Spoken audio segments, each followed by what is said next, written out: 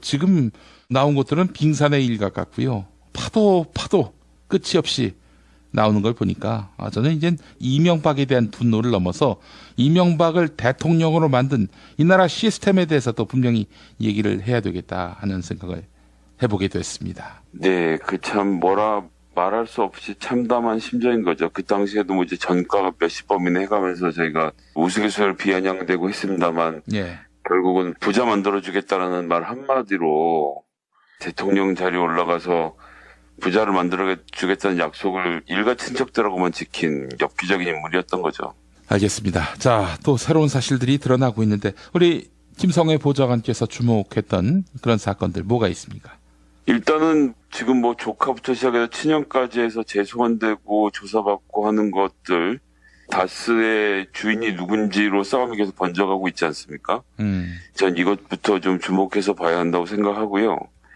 예, 뭐 다 아시는 얘기니까 길게는 안 하겠습니다만, 예. 조카가 자기 아버지가 아니라 이명박 대통령이 주인이라고 생각했던 녹취부터 시작해서 마찬가지로 이상도 의원도 다른 여러 가지 혐의들을 받고 조사를 지금 받고 있는 거 아닙니까? 게다가 여기가조차도 국회의원 재직하던 시절에 원세훈 원장으로부터 국정원의 특활비를 받았다고 하니 뭐 보도가 쭉 나오는 걸 보면 부인이 특활비로 명품을 사입었다 이렇게 시작됐고 이제 형도 국회의원 하면서 돈을 받았고 그냥 국정원은 대통령이 손가락만 까딱하면 뭐 그냥 예산을 갖다 여기저기다 막 뿌려줬다는 얘기와 다르지 않은 것 같아요. 예.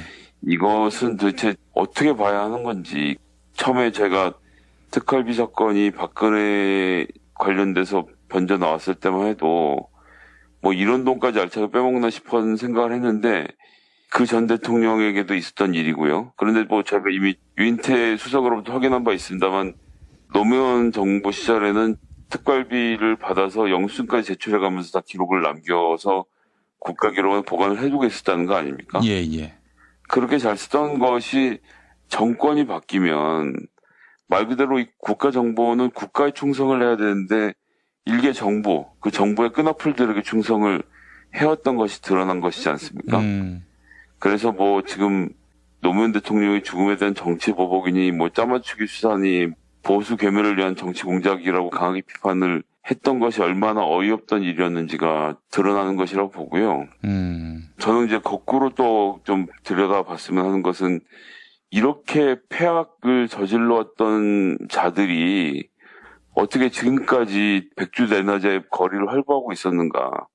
도대체 수사당국과 사정당국은 지금까지 무엇을 하고 있다가 이제 와서 이 난리를 치고 있는지에 대해서 한번 돌아봤으면 좋겠습니다. 지금 큰 차이가 있는 건데요. 특히나 이명박 박근혜 시절에는 대통령이 구체적인 인물을 지목해서 저 사람과 관련된 모든 것을 털어 이런 식의 좀 지시를 해서 사건을 만들어냈던 거 아닙니까? 노무현 대통령의 경우도 마찬가지고 주변 인물들까지 심지어 자주 가던 식당 주인까지 세무조사를 하는 방식으로 주변을 탈탈 털어서 그야말로 정치적 살인을 저질렀던 것이고 그건 뭐 보복이라고 할 것도 없는 것이 이명박에게 노무현 대통령이 해를 간 적이 없거든요. 아니 도리어 도와줬잖아요. 네, 맞습니다. 청계천 같은 경우도 그렇고 대통령이 결심하고 정부에서 도왔기 때문에 가능했던 일인 건데 이 이명박은 당선되고 나서 말 그대로 저인망식 이 쌍끌이로 주변 사람들을 탈탈 털어서 없는 죄를 만들어서 노무현 대통령과 주변 사람들을 괴롭혔던 것에 비해서 지금은 대통령이 뭐라고 지시하는 게 없지 않습니까? 그냥 적폐청산이 국정과제이다라고 정해놓고 각 기관이 알아서 하는 거예요.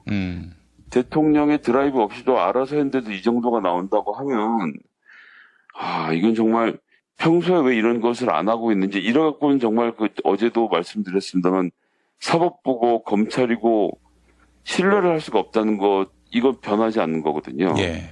모든 국민에게 해당되는 얘기입니다. 경찰에게 불려가 조사를 받고 검사에게 조사를 받고 또 그 이후에 재판정에 갔을 때 내가 억울하다는 주장을 할 때 거기에 반박을 할 수 과연 있겠는가. 전 이게 정말 안타깝다고 생각합니다. 알겠습니다. 이명박 시대를 우리가 쭉 돌아봤을 때 모든 시스템이 다 이명박 중심으로 줄 섰는데 아니 이 나라가 말이죠. 그렇게 사기꾼 하나에게 휘둘릴 그런 나라인가 하는 생각을 해보면 자괴감이 이루 말할 수가 없는 그런 상태인데, 야당은 뭐 했나 하는 그런 생각도 막 들고요, 당시에. 게다가 이제 또 민병두 의원이 어제 기자회견과 김어준 뉴스공장, 김현정 뉴스쇼 등에서 인터뷰를 하면서 내용들을 쭉 폭로를 했는데, 예. 국정원이 원세훈 국정원장 시절에 대북 공작금을 빼돌려서 야당 정치인하고 민간인 불법 사찰 공작을 전개했던 것으로 확인됐다라는 기자회견을 했습니다. 이 기자회견을 하고 뉴스 인터뷰를 응했다는 것은 무엇이냐면 국회의원으로서 면책특권을 포기하고 전면적으로 내용을 폭로했다는 것이고, 이것은 이제 내용에 대한 신빙성을 높여주는 가장 기본적인 행위라고 생각을 하고요. 예.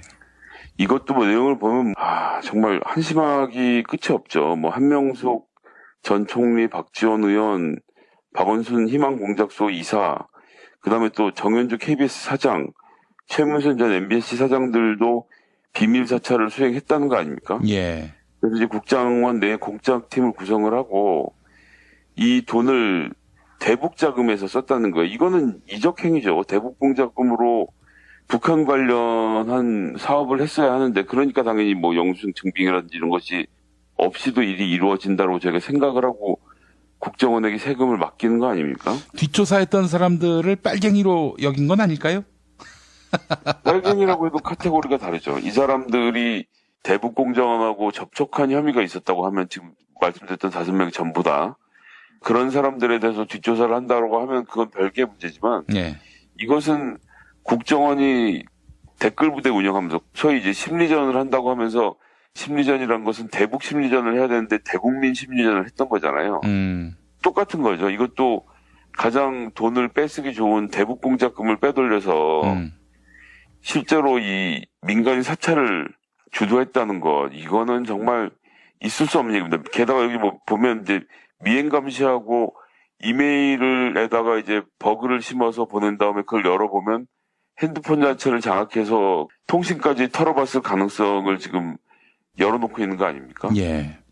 보통 스마트폰으로 들어오는 메일들은 그냥 일반 것보다 안전하다 생각해서 열어보거나 이런 경우도 생기는데, 돌이켜보면 국정원에서 RCS라고 해서 민간인의 핸드폰을 장악하고 그 사람 핸드폰을 해킹해서 통화 내역 전체, 그 다음에 이동 경로 전부를 획득하는 방법을 국정원이 그 이후에 이제 더 추진한 것들이 있는데, 이때도 이미 그런 기술을 전 가지고 있었을 가능성이 있다고 보고요. PC를 뚫고 뭐 핸드폰을 뚫으라는 지시를 했다는 것, 이런 것들은 이거는 정말 무서운 일인 거죠. 이거 국가기관이 이런 일을 할 수 있는 건지, 국정원이라는 곳이 이따위로 하니까 지금 와서 조직 존립 자체가 흔들리고 있는 거 아닙니까? 예. 그리고 이제 보면 박근혜 정부 시절에 남재준 원장이 감사팀을 동원해서 포청청 공작을 감사하려고 했는데, 그 당시 대북 공작 국장 제이모 씨가 이걸 감사하면 대북 공작 역량이 모두 와야 된다고 설득해서 감사를 중단시켰다. 이렇게까지 지금 민병두 의원 주장을 하고 있는데요.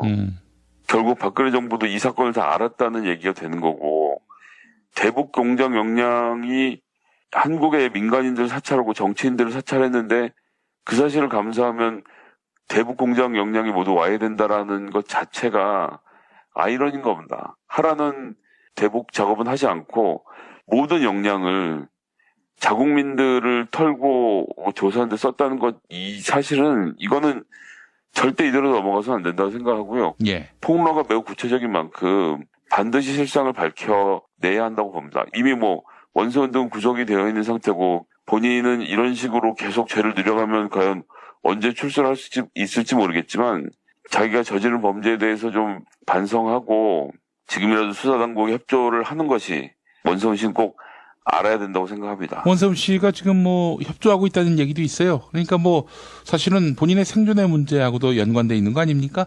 본인이 다 뒤집었으면은 어떡하겠어요? 끈떨어진 MB 저희가 끝까지 보호할 이유가 뭐가 있어요? 네, 그렇습니다. 지금 뭐 제가 지난번에도 말씀드렸지만 환갑이 넘어간 양반들 1년이 40대는 30대 1년하고 다르거든요. 그렇죠. 여기서 뭔가 좀 삐끗해서 단 6개월을 더 산다라고 해도 이건 정말 견딜 수 없는 일이 되는 겁니다. 잠깐 다른 얘기를 제가 들었던 얘기입니다만, 사우디에 가면 종교 경찰이 따로 있는데, 여기에 이제 잡혀온 사람들을 취조하고 고문하는 과정, 이게 물론 이제 1980년대 옛날 얘기입니다만, 그때 이제 사우디를 갔다 오셨던 건설 노동자들이 하시는 말씀인데, 사우디 종교 경찰의 신문을 받는 곳 구름다리를 건너가면 병원이 같이 연결이 되어 있다는 거예요. 그래서 취조하고 고문을 하다가 다치고 힘들어하면 병원을 보내서 천국 같은 일주를 보내게 한 다음에 다시 경찰 쪽으로 넘겨받아서 취조를 하고 고문을 시작하면 이 구름다리를 2번 이상 왔다 갔다 하는 사람이 없었다는 거죠. 아, 그러니까 천국 같은 생활을 일주일 보내고 돌아와서는 다 풀었다? 예, 그렇죠. 이게 한 달 내내 사람을 계속 신문하고 압박하는 것보다 잠깐 편한 생활을 하게 한 다음에 다시 그 압박의 생활로 돌아가면 편한 생활이 너무 그리워지면서 입을 열게 됐다라는 이야기를 제가 들은 적이 있는데, 이게 정말 사실인지 아니면 우스갯소리로 그분이 하신 얘기인지 모르겠지만 그 심리 자체는 저는 되게 가능성 있는 얘기라고 보거든요. 예를 들면 이제 조윤선 전 장관이 풀려났다가 다시 잡혀가는 이런 과정들도 마찬가지고요. 예. 지금 이제 잡혀들어 있는 원선을 포함해서 이런 사람들 4년만 살면 된다는 생각을 하고 안심하고 있는데, 여기다가 이제 6개월을 더 보태는 것은 4년을 선고할 때보다 훨씬 더 힘든 일이 되는 겁니다. 아, 단지 1년도 아닌 6개월에 불과한데도. 그렇지, 이제 이미 4년이 확정돼서 이 세월을 어떻게 살아갈까를 다 계획을 세워놨는데, 여기에 6개월이 붙고 1년이 붙는다면 이제 견딜 수 없는 일이 되는 거고요. 군인들 보고 말이죠. 한 6일만 더 군에 있어라 하면은, 머리털 뽑죠, 진짜. 그렇죠. 저도 병장 때 제가 주특기로 포상휴가를 받아서 나가려고 했는데, 대대장이 마지막 순간에 넌 어차피 제대인데 뭐하러 휴가를 가느냐면서 다른 사람에게 휴가를 줘서 제가 5일을 뺏기고 정말 너무 괴로워했던 기억이 나는데요. 이제 같은 겁니다. MB집사 김희중도 이전에 한 차례 구속이 돼서 형을 살고 나왔지 않습니까? 그래서 다시 잡혀갈 것처럼 되는 상황이 되니까 지금 와서는 어차피 지난번에 도와주지도 않고 자기 혼자 그렇게 끌려가서 비참한 꼴을 당하게 된 MB의 편을 들어줄 필요가 없다고 보고 모든 사실을 털어놓는 거거든요. 그렇기 때문에 지금 MB 주변 인물들은 여기서 또 한 번 더? 라는 것을 견디기 어려워하는 상황이 된 것이고, 그 다음에 또 저희가 다시 말씀드리지만 이 사건은 이명박 대통령을 구속시켜라 라는 정부의 지시에 의해서 검찰이 일사불란하게 움직여서 일어난 일이 아니고, 예. 이미 국정원의 특별활동비를 조사하는 과정에서 이 돈이 어떻게 전용됐나를 살펴보는 과정에서 불거져 나온 사건입니다. 그 얘기는 뭐냐면 국정원 내부에서 이미 감사를 통해 사실을 확인된 거죠. 이 돈은 어디다 쓴 거야? 라는 질문에 대해서 국정원 직원이 그 당시에 김백준에게 전달했습니다. 누구에게 전달했습니다는 얘기를 먼저 듣고 나서 김백준 또 이제 김희중 씨 등을 불러다가 신문을 한 거지 않습니까? 예. 그리고 그 과정에서 원세훈 전 국정원장에게 확인을 한 것이고, 이미 증거와 증언이 확보된 상태에서 MB 측근들에게 묻고 있기 때문에 부인을 하기 어려운 상태였던 거죠. 그것은 조사를 받으러 나왔던 김백준 씨 등도 얘기를 하는 거 아닙니까? 이미 갔더니 너무나도 많은 내용을 알고 있었기 때문에 말하지 않을 수 없었다라고 하는 거. 이것이 바로 이 사건이 기획수사가 아니라 말 그대로 적폐청산의 과정에서 불거져 나온 사건이라는 것을 반증을 해준다고 생각하고요. 예. 그렇기 때문에 이번만큼은 이명박 전 대통령이 책임을 꼭 물어야 하는 상황으로 저는 가게 될 거라고 봅니다. 예. 저는 원칙적으로는 말할 것도 없고요. 조금도 남김없이 다 수사를 해야 되는 거 아니겠습니까? 그런 차원에서 이야기하기보다는 정치적인 맥락으로 따져봤을 때 문재인 대통령 정부가 이명박에 대해서 정말 하나 남김없이 모든 진실을 다 파헤치는 과정 속에서 지지율 회복이 이루어질 것이고, 아울러 저 야당들의 망동을 그야말로 일거에 진압할 수 있는 정치적 저력을 확보할 것이다, 이렇게 생각이 듭니다. 그러니까 지금 제가 봤을 때 지지율이 잠시 이제 후퇴하는 이유는 야당의 십자포화에 대해서 제대로 된 대응을 하지 않았기 때문이 아닌가 하는 생각도 들거든요. 그런 의미에서 보자면은 뭐 이걸 정략적으로 이용하자 이런 얘기보다는 아니 정략적으로 이용할 게 뭐가 있습니까? 있는 그대로 수사면 적폐 야당의 민낯이 다 드러날 텐데요. 봐달라는 거 아닙니까? 보수 언론과 보수 야당 이러면은 결국에는 촛불혁명으로 출발한 정부만 타격을 입을 뿐이다. 이런 점을 말씀드리고 싶네요. 네, 저는 뭐 100% 동의하고요. 이건 뭐 국민만 보고 직진을 해야 되는 사안이라고 보고요. 어제 오늘 계속 뭐 같은 말씀을 드리고 있습니다만 사법당국의 대통령에게 충성하는 이런 모습들, 삼권 분립을 무너뜨렸다는 것이 정말 충격적이었고, 뭐 오늘 대북 공작금 유용의 경우도 지금 원세훈은 아들도 10억짜리 집을 현금으로 산 것을 가지고 또 설왕설래 말이 많지 않습니까?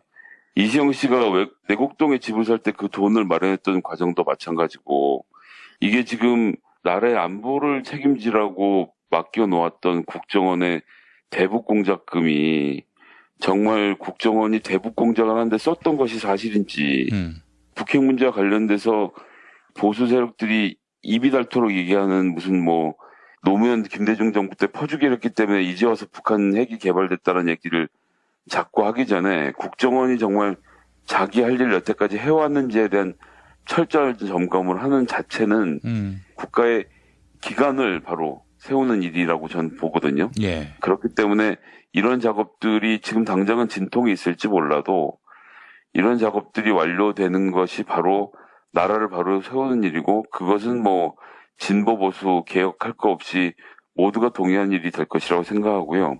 지지율의 등락에 일희일비할 거 없이 그냥 무조건 직진해야 한다고 봅니다.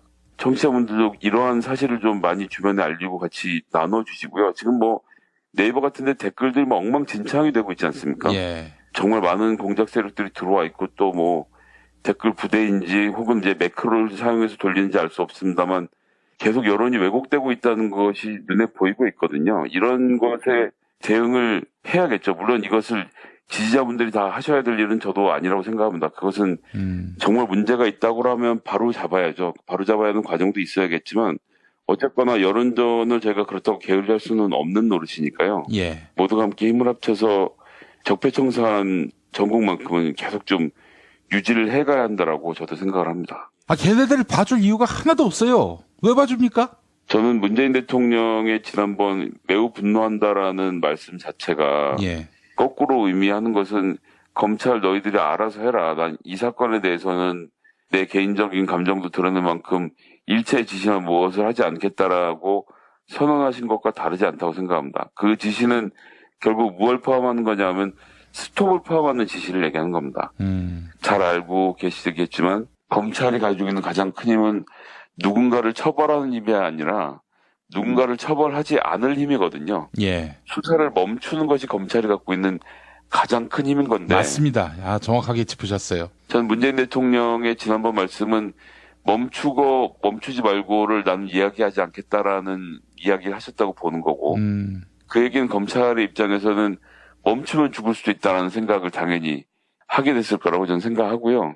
그렇기 때문에 모든 이 추악한 것의 실체가 드러날 때까지 수사는 계속되고 적폐청산 역시 계속되어야 한다고 생각합니다. 지금 나온 것들은 빙산의 일각 같고요. 파도 끝이 없이 나오는 걸 보니까 저는 이제 이명박에 대한 분노를 넘어서 이명박을 대통령으로 만든 이 나라 시스템에 대해서도 분명히 얘기를 해야 되겠다 하는 생각을 해보게 됐습니다. 네, 참 뭐라 말할 수 없이 참담한 심정인 거죠. 그 당시에도 뭐 이제 전과가 몇십 범이나 해가면서 저희가 우스갯소리를 비아냥대고 했습니다만, 예. 결국은 부자 만들어주겠다라는 말 한마디로 대통령 자리에 올라가서 부자를 만들어주겠다는 약속을 일가 친척들하고만 지킨 엽기적인 인물이었던 거죠. 알겠습니다. 자, 또 새로운 사실들이 드러나고 있는데 우리 김성회 보좌관께서 주목했던 그런 사건들 뭐가 있습니까? 일단은 지금 뭐 조카부터 시작해서 친형까지 해서 재소환되고 조사받고 하는 것들, 다스의 주인이 누군지로 싸움이 계속 번져가고 있지 않습니까? 전 이것부터 좀 주목해서 봐야 한다고 생각하고요. 예, 뭐 다 아시는 얘기니까 길게는 안 하겠습니다만, 예. 조카가 자기 아버지가 아니라 이명박 대통령이 주인이라고 생각했던 녹취부터 시작해서 마찬가지로 이상득 의원도 다른 여러 가지 혐의들을 받고 조사를 지금 받고 있는 거 아닙니까? 게다가 여기가조차도 국회의원 재직하던 시절에 원세훈 원장으로부터 국정원의 특활비를 받았다고 하니 뭐 보도가 쭉 나오는 걸 보면 부인이 특활비로 명품을 사입었다 이렇게 시작됐고 이제 형도 국회의원 하면서 돈을 받았고 그냥 국정원은 대통령이 손가락만 까딱하면 뭐 그냥 예산을 갖다 여기저기다 막 뿌려줬다는 얘기와 다르지 않은 것 같아요. 예. 이것은 도대체 어떻게 봐야 하는 건지 처음에 제가 특활비 사건이 박근혜 관련돼서 번져 나왔을 때만 해도 뭐 이런 돈까지 알차게 빼먹나 싶은 생각을 했는데 그 전 대통령에게도 있었던 일이고요. 그런데 뭐 제가 이미 유인태 수석으로부터 확인한 바 있습니다만 노무현 정부 시절에는 특활비를 받아서 영수증까지 제출해가면서 다 기록을 남겨서 국가기록에 보관을 해두고 있었다는 거 아닙니까? 예, 예. 그렇게 잘 쓰던 것이 정권이 바뀌면 말 그대로 이 국가정보는 국가에 충성을 해야 되는데 일개 정부, 그 정부의 끈어풀들에게 충성을 해왔던 것이 드러난 것이지 않습니까? 그래서 뭐 지금 노무현 대통령의 죽음에 대한 정치 보복이니 뭐 짜맞추기 수사니 보수 괴멸을 위한 정치 공작이라고 강하게 비판을 했던 것이 얼마나 어이없던 일이었는지가 드러나는 것이라고 보고요. 저는 이제 거꾸로 또 좀 들여다봤으면 하는 것은 이렇게 폐악을 저질러왔던 자들이 어떻게 지금까지 백주대낮에 거리를 활보하고 있었는가. 도대체 수사당국과 사정당국은 지금까지 무엇을 하고 있다가 이제 와서 이 난리를 치고 있는지를 좀 한번 돌아봤으면 좋겠습니다. 지금 큰 차이가 있는 건데요. 특히나 이명박 박근혜 시절에는 대통령이 구체적인 인물을 지목해서 저 사람과 관련된 모든 것을 털어 이런 식의 좀 지시를 해서 사건을 만들어냈던 거 아닙니까? 노무현 대통령의 경우도 마찬가지고 주변 인물들까지 심지어 자주 가던 식당 주인까지 세무조사를 하는 방식으로 주변을 탈탈 털어서 그야말로 정치적 살인을 저질렀던 것이고 그건 뭐 보복이라고 할 것도 없는 것이 이명박에게 노무현 대통령이 해를 가한 적이 없거든요. 아니 도리어 도와줬잖아요. 네, 맞습니다. 청계천 같은 경우도 그렇고 대통령이 결심하고 정부에서 도왔기 때문에 가능했던 일인 건데 이 이명박은 당선되고 나서 말 그대로 저인망식 이 쌍끌이로 주변 사람들을 탈탈 털어서 없는 죄를 만들어서 노무현 대통령과 주변 사람들을 괴롭혔던 것에 비해서 지금은 대통령이 뭐라고 지시하는 게 없지 않습니까? 그냥 적폐청산이 국정과제이다라고 정해놓고 각 기관이 알아서 하는 거예요. 대통령의 드라이브 없이도 알아서 했는데도 이 정도가 나온다고 하면 이건 정말 평소에 왜 이런 것을 안 하고 있는지 이래갖고는 정말 어제도 말씀드렸습니다만 사법부고 검찰이고 신뢰를 할 수가 없다는 것 이거 변하지 않는 거거든요. 예. 모든 국민에게 해당되는 얘기입니다. 경찰에게 불려가 조사를 받고 검사에게 조사를 받고 또 그 이후에 재판정에 갔을 때 내가 억울하다는 주장을 할 때 거기에 반박을 할 수 과연 있겠는가. 전 이게 정말 안타깝다고 생각합니다. 알겠습니다. 이명박 시대를 우리가 쭉 돌아봤을 때 모든 시스템이 다 이명박 중심으로 줄 섰는데 아니 이 나라가 말이죠. 그렇게 사기꾼 하나에게 휘둘릴 그런 나라인가 하는 생각을 해보면 자괴감이 이루 말할 수가 없는 그런 상태인데 야당은 뭐 했나 하는 그런 생각도 막 들고요. 당시에. 게다가 이제 또 민병도 의원이 어제 기자회견과 김어준 뉴스공장, 김혜정 뉴스쇼 등에서 인터뷰를 하면서 내용들을 쭉 폭로를 했는데 예. 국정원이 원세훈 국정원장 시절에 대북 공작금을 빼돌려서 야당 정치인하고 민간인 불법 사찰 공작을 전개했던 것으로 확인됐다라는 기자회견을 했습니다. 이 기자회견을 하고 뉴스 인터뷰를 응했다는 것은 무엇이냐면 국회의원으로서 면책특권을 포기하고 전면적으로 내용을 폭로했다는 것이고 이것은 이제 내용에 대한 신빙성을 높여주는 가장 기본적인 행위라고 생각을 하고요. 예. 이것도 뭐 내용을 보면 정말 한심하기 끝이 없죠. 뭐 한명숙 전 총리, 박지원 의원, 박원순 희망공작소 이사, 그다음에 또 정현주 KBS 사장, 최문순 전 MBC 사장들도 비밀 사찰을 수행했다는 거 아닙니까? 예. 그래서 이제 국장원 내 공작팀을 구성을 하고 이 돈을 대북 자금에서 썼다는 거예요. 이거는 이적행위죠. 대북 공작금으로 북한 관련한 사업을 했어야 하는데, 그러니까 당연히 뭐 영수증 증빙이라든지 이런 것이 없이도 일이 이루어진다고 제가 생각을 하고 국정원에게 세금을 맡기는 거 아닙니까? 뒷조사했던 사람들을 빨갱이로 여긴 건 아닐까요? 빨갱이라고 해도 카테고리에서 단 6개월을 더 산다라고 해도 이건 정말 견딜 수 없는 일이 되는 겁니다. 잠깐 다른 얘기를 제가 들었던 얘기입니다만, 사우디에 가면 종교경찰이 따로 있는데, 여기에 이제 잡혀온 사람들을 취조하고 고문하는 과정, 이게 물론 이제 1980년대 옛날 얘기입니다만, 그때 이제 사우디를 갔다 오셨던 건설 노동자들이 하시는 말씀인데, 사우디 종교경찰의 신문을 받는 곳 구름다리를 건너가면 병원이 같이 연결이 되어 있다는 거예요. 그래서 취조하고 고문을 하다가 다치고 힘들어하면 병원을 보내서 천국 같은 일주를 보내게 한 다음에 다시 경찰 쪽으로 넘겨받아서 취조를 하고 고문을 시작하면 이 구름다리를 2번 이상 왔다 갔다 하는 사람이 없었다는 거죠. 아, 그러니까 천국 같은 생활을 일주일 보내고 돌아와서는 다 불었다? 예, 그렇죠. 이게 한 달 내내 사람을 계속 신문하고 압박하는 것보다 잠깐 편한 생활을 하게 한 다음에 다시 그 압박의 생활로 돌아가면 편한 생활이 너무 그리워지면서 입을 열게 됐다라는 이야기를 제가 들은 적이 있는데, 이게 뭐 정말 사실인지 아니면 우스갯소리로 그분이 하신 얘기인지 모르겠지만 그 심리 자체는 저는 되게 가능성 있는 얘기라고 보거든요. 예를 들면 이제 조윤선 전 장관이 풀려났다가 다시 잡혀가는 이런 과정들도 마찬가지고요. 예.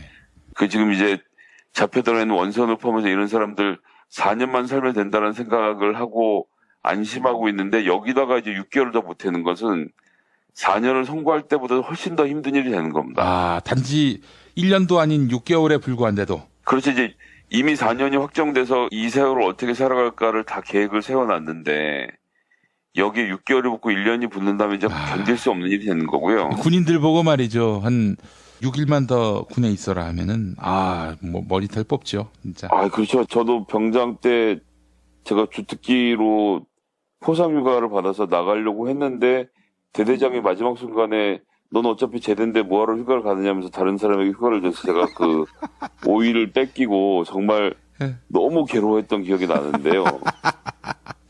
이제 같은 겁니다. MB집사 김희중도 이전에 한 차례 구속이 돼서 형을 살고 나왔지 않습니까? 그래서 다시 잡혀갈 것처럼 되는 상황이 되니까 지금 와서는 어차피 지난번에 도와주지도 않고 자기 혼자 그렇게 끌려가서 비참한 꼴을 당하게 된 MB의 편을 들어줄 필요가 없다고 보고 모든 사실을 털어놓는 거거든요. 그렇기 때문에 지금 MB 주변 인물들은 여기서 또 한 번 더? 라는 것을 견디기 어려워하는 상황이 된 것이고, 그 다음에 또 저희가 다시 말씀드리지만 이 사건은 이명박 대통령을 구속시켜라 라는 정부의 지시에 의해서 검찰이 일사불란하게 움직여서 일어난 일이 아니고, 예. 이미 국정원의 특별활동비를 조사하는 과정에서 이 돈이 어떻게 전용됐나를 살펴보는 과정에서 불거져 나온 사건입니다. 그 얘기는 뭐냐면 국정원 내부에서 이미 감사를 통해 사실을 확인된 거죠. 그러니까 다르죠. 이 사람들이 대북공정원하고 접촉한 혐의가 있었다고 하면 지금 말씀드렸던 5명 전부 다 그런 사람들에 대해서 뒷조사를 한다고 하면 그건 별개의 문제지만, 예. 이것은 국정원이 댓글 부대 운영하면서 소위 이제 심리전을 한다고 하면서, 심리전이란 것은 대북 심리전을 해야 되는데 대국민 심리전을 했던 거잖아요. 똑같은 거죠. 이것도 가장 돈을 뺏기 좋은 대북 공작금을 빼돌려서 실제로 이 민간인 사찰을 주도했다는 것, 이거는 정말 있을 수 없는 얘기입니다. 게다가 여기 보면 이제 미행 감시하고 이메일에다가 이제 버그를 심어서 보낸 다음에 그걸 열어보면 핸드폰 자체를 장악해서 통신까지 털어봤을 가능성을 지금 열어놓고 있는 거 아닙니까? 예.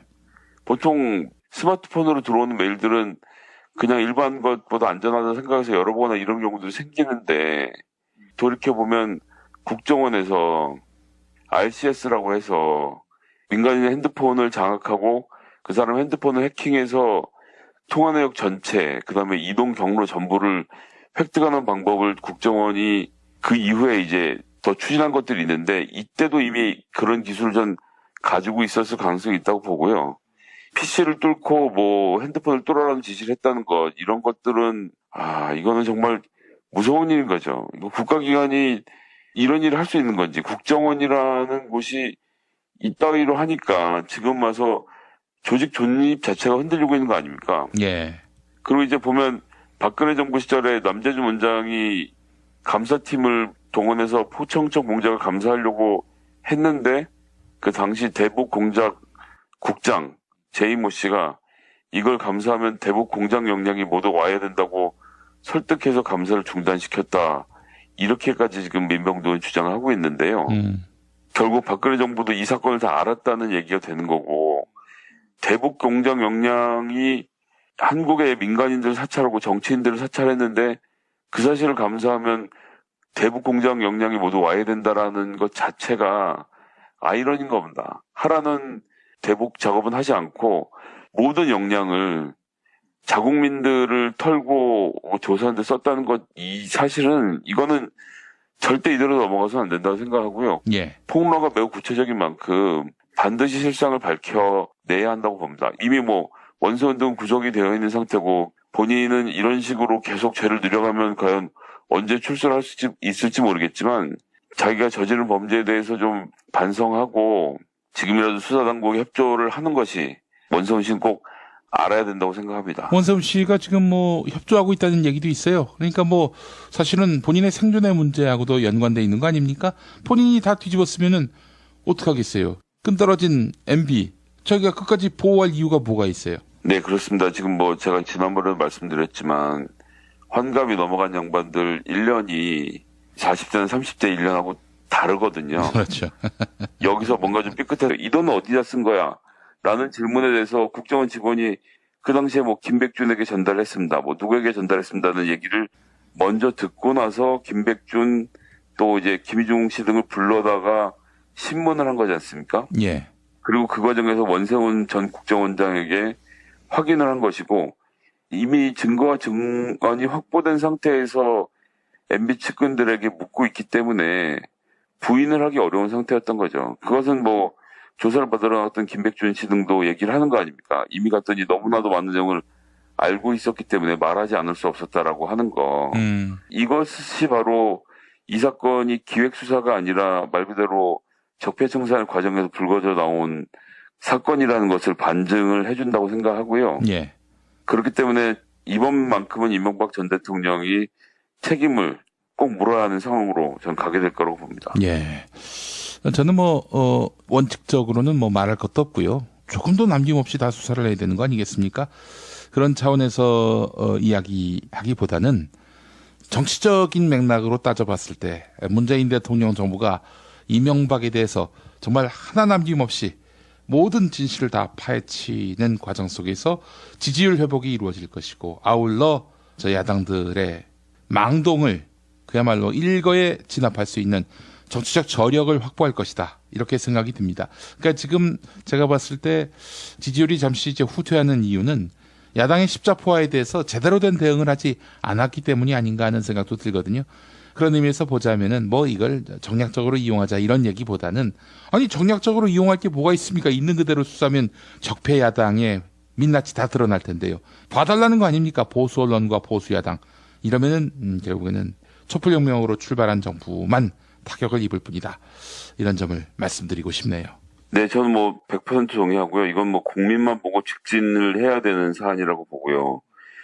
어제 오늘 계속 같은 말씀을 드리고 있습니다만 사법당국의 대통령에게 충성하는 이런 모습들, 삼권 분립을 무너뜨렸다는 것이 정말 충격적이었고 오늘 대북 공작금 유용의 경우도 지금 원세훈은 아들도 10억짜리 집을 현금으로 산 것을 가지고 또 설왕설래 말이 많지 않습니까? 이시영 씨가 내곡동에 집을 살 때 그 돈을 마련했던 과정도 마찬가지고 이게 지금 나라의 안보를 책임지라고 맡겨놓았던 국정원의 대북 공작금이 정말 국정원이 대북 공작을 하는데 썼던 것이 사실인지 북핵 문제와 관련돼서 보수 세력들이 입이 닳도록 얘기하는 무슨 노무현 김대중 정부 때 퍼주기를 했기 때문에 이제 와서 북한 핵이 개발됐다는 얘기를 자꾸 하기 전에 국정원이 정말 자기 할 일 여태까지 해왔는지에 대한 철저한 점검을 하는 자체는 국가의 기관을 바로 세우는 일이라고 전 보거든요. 예. 그렇기 때문에 이런 작업들이 지금 당장은 진통이 있을지 몰라도 이런 작업들이 완료되는 것이 바로